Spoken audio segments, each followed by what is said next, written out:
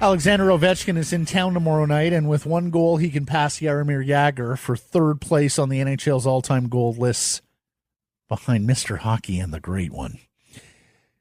Jagr turned 50 last month, just retired too, or semi-pro.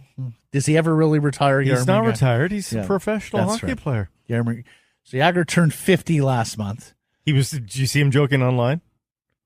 He's like, can you keep scoring goals here, Ovi? I need to know how many I need to score to climb back into the race. Why didn't he play for Czechia? Right? Yeah. Not the Czech Republic anymore. At the Olympics? Yeah. Is he just not good enough anymore? You think they're deep enough that he doesn't qualify? Yeah. They have told all-time hockey playing icon, you're no longer welcome on the national team. He has bowed out. There is a line. Like, in my world, if Czechia is on the ice, Jaromir Jagr is on the bench. Okay. Let's regroup here. Jagr turned 50 last month and is the best ever player to play for the Washington Capitals, even if he's not the all-time Capital, a title that surely rests with Ovechkin after delivering the first Stanley Cup to that market back in 2018. Jagr wore number 68 throughout his illustrious career, and he did so because that year the Soviet tanks rolled into his homeland of Czechoslovakia to crush an uprising. Here's wondering if a future Ukrainian player will wear number 22, because substitute Soviet for Russia and Czechoslovakia for Ukraine, and you have a similar situation playing out just as Ovi approaches this record. Alexander Ovechkin has allowed himself to be the chief sporting propagandist of Russian President Vladimir Putin. He has wished Putin happy birthday on at least 4 occasions publicly on social media. Excuse me. Has spread New Year's Eve messages and even Kremlin missives.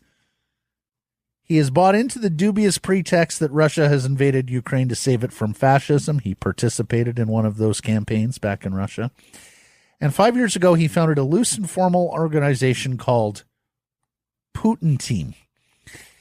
It is now clear that the initial statement Ovechkin read after the invasion was not suffice, so much so that the Capitals put out a second statement this week condemning the invasion, but pledging, quote, full support of their Russian players and their families overseas.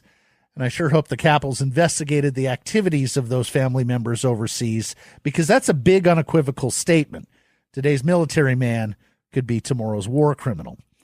Ovechkin continues to use an Instagram avatar picturing him beside Putin. And that statement he read now sounds eerily similar to what Russian influencers are saying to drum up support for the invasion inside of their country.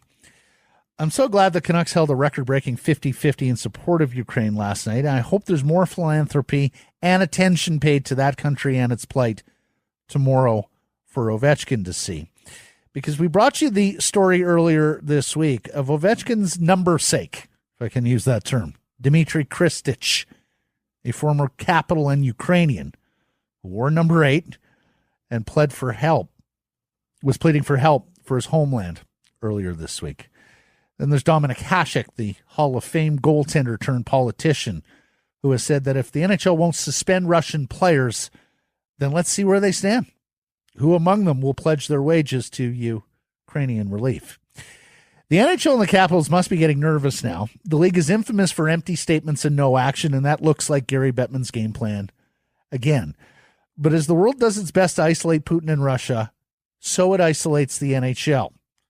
The day may well be coming where the NHL's Russian players are the only Putin propagandists that don't face consequences.